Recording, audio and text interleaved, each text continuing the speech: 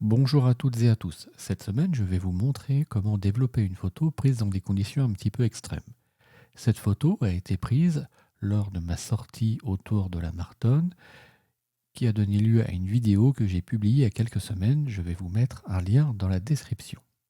À la fin de cette sortie, le soleil a fini par montrer le bout de son nez et j'ai souhaité capturer cette scène-là. Alors, au moment de la prise de vue, je n'ai pas pu faire une seule prise de vue car le contraste était beaucoup trop fort. J'ai donc dû faire un bracketing d'exposition. Et finalement, dans Lightroom, j'ai gardé deux expositions. J'ai gardé cette exposition qui permet de récupérer, de conserver des informations dans les hautes lumières. Et j'ai gardé cette exposition qui me permet de récupérer des informations dans les ombres.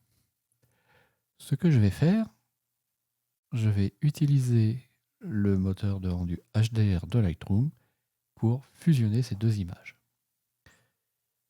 Vous allez voir dans cette vidéo que malgré le HDR, on ne va pas réussir à récupérer suffisamment d'informations dans le ciel et je vous invite à patienter jusqu'à ce que je passe dans Photoshop car je vais vous faire voir une petite astuce qui permet d'aller un petit peu plus loin dans la récupération du ciel. Pour créer mon HDR, je sélectionne mes deux photos dans mon module bibliothèque, je fais un clic droit et je vais sur Fusion des photos, HDR. La fusion a été faite, alors en général je laisse les paramètres automatiques, l'alignement automatique, mais je décoche les paramètres automatiques car je préfère régler moi-même le développement. Je laisse le niveau de correction des décalages sur nul car je n'avais absolument aucun mouvement dans cette scène. Et je fais fusionner. Voici le résultat de la fusion. Alors pour l'instant, visuellement, ça n'a pas changé grand-chose. Et je vous rappelle que lorsqu'on fusionne deux images en HDR, on récupère les données dans les deux images et ça nous donne ainsi beaucoup plus de possibilités de récupération dans les ombres et dans les hautes lumières. Je vais passer dans le module développement en appuyant sur la touche D. Ce que l'on peut constater sur cette image, c'est que j'ai de l'écrêtage dans les ombres et de l'écrêtage dans les hautes lumières. Je vais commencer par régler ceci. Je vais sur réglage de base et je vais baisser un petit peu les hautes lumières, un petit peu le blanc. Je vais déboucher au niveau du noir. Là, il va falloir que j'y aille assez fort. Je vais déboucher également au niveau des ombres. Et là, je récupère du détail dans les zones les plus foncées de mon image, mais vous constaterez par la suite que cette récupération de détail ne se fait pas au prix d'une augmentation du bruit. Je continue à récupérer mes informations dans les ombres, comme ceci. Pour l'instant, je ne vais pas me soucier de ce qui se passe dans ce ciel. Vous voyez que malgré le HDR, je n'ai pas réussi à récupérer des informations dans le ciel, même si je baisse les hautes lumières. Je récupère quelque chose d'un petit peu uniforme. Je vais remettre ça à le réglage de base. Juste, voilà. Alors, ce que je peux faire aussi sur cette image, une fois que j'ai réglé un petit peu le contraste, je vais ajouter un petit peu de texture pour renforcer le détail dans les zones avec beaucoup de petits détails comme ici. Vous voyez, si je zoome ici, là, si je remets le réglage de texture à 0, vous pouvez voir que on perd un petit peu en détail ici. J'augmente mon réglage de texture et je récupère un petit peu plus d'informations. Je vais modérer un petit peu ça aux environs de 20 sur cette image. Ça va bien fonctionner. En revanche, ce que je vais faire, c'est que je vais baisser un petit peu la clarté, très légèrement, pour donner un aspect très légèrement diffus à cette image. Puis je vais jouer sur les réglages de saturation ici. Et je vais augmenter légèrement la saturation sur cette image. Voilà, plus 13. Hein. Pas trop fort, il y a déjà pas mal de couleurs dans cette photo. Et j'aimerais donner un tout petit peu un ton légèrement plus printanier à mes verts. Pour ça, là, je vais aller dans le groupe TSL sur teinte. Et au niveau du vert, je vais juste augmenter la part de jaune dans le vert. Très légèrement également. Je monte le avant, après.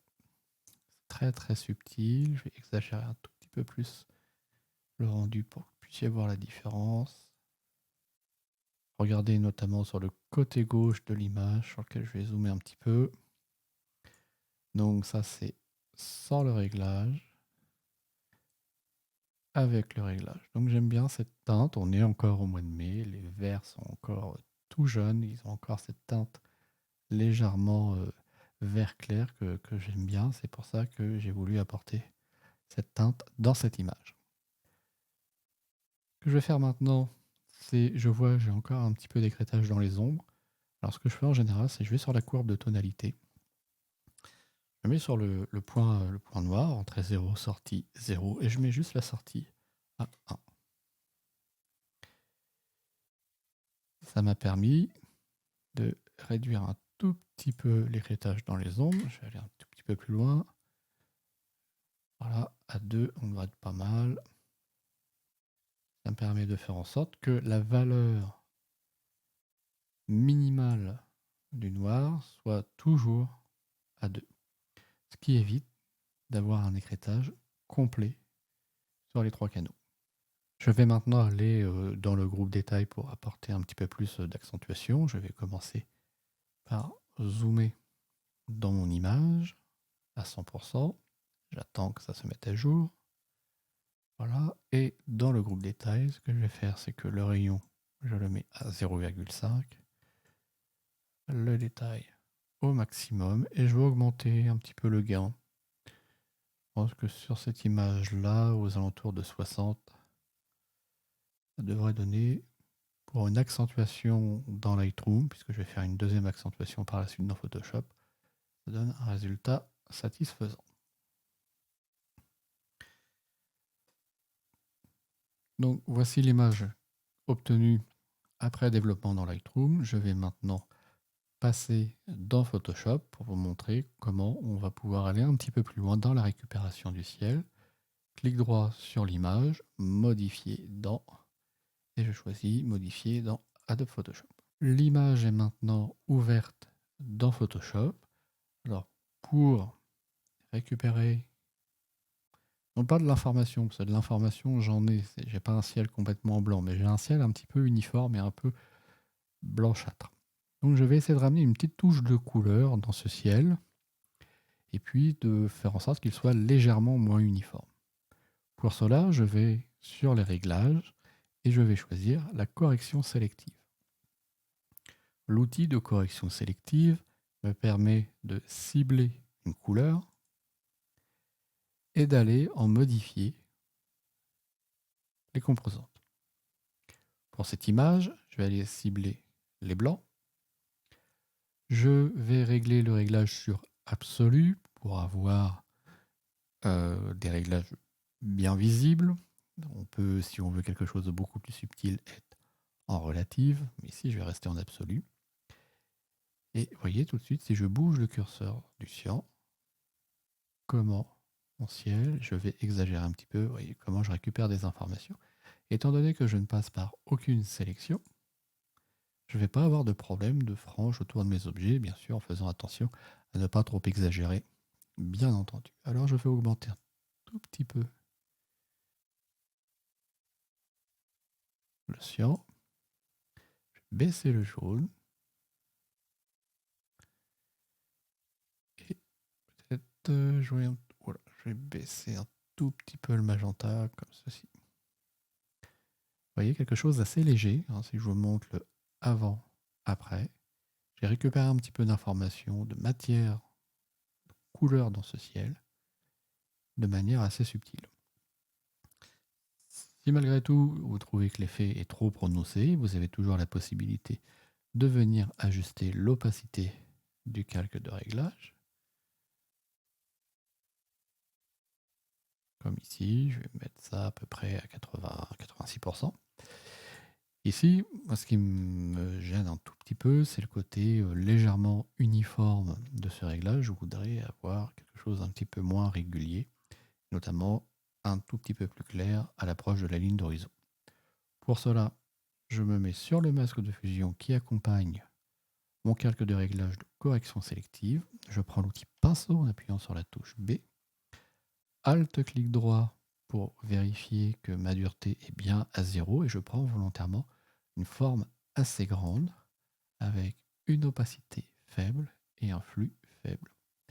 Et je vais passer ce pinceau noir sur les zones dans lesquelles je souhaite masquer l'application du calque de réglage pour aller éclaircir légèrement la partie du ciel qui se trouve un peu plus bas dans l'image. Ainsi, je reproduis une sorte de petit dégradé entre la couleur que j'ai ajoutée ici et cette teinte beaucoup plus claire. Je vous montre le avant le calque de réglage et le après le calque de réglage. L'avantage du calque de réglage, c'est que je peux recliquer sur l'icône de la correction sélective et venir, si je le souhaite, encore modifier. Pourquoi pas rajouter un tout petit peu de cyan.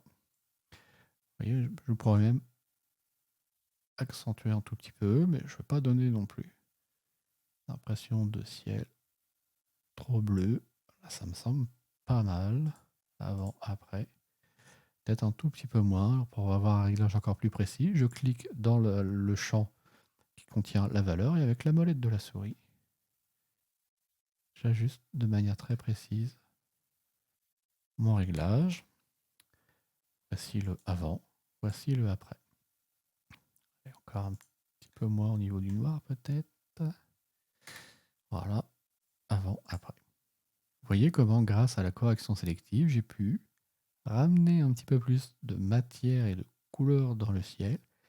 Et comment grâce au masque de fusion qui accompagne le calque de réglage, j'ai pu faire en sorte que ce réglage soit appliqué de façon moins uniforme. Si vous avez des questions ou des remarques en ce qui concerne ce que je viens de vous montrer, aussi bien dans Lightroom que dans Photoshop, n'hésitez pas à utiliser les commentaires. Si cette vidéo vous a plu, comme d'habitude, pensez à mettre un petit j'aime. En attendant de vous retrouver pour une prochaine vidéo du mercredi, je vous souhaite une très bonne semaine et à bientôt. Salut!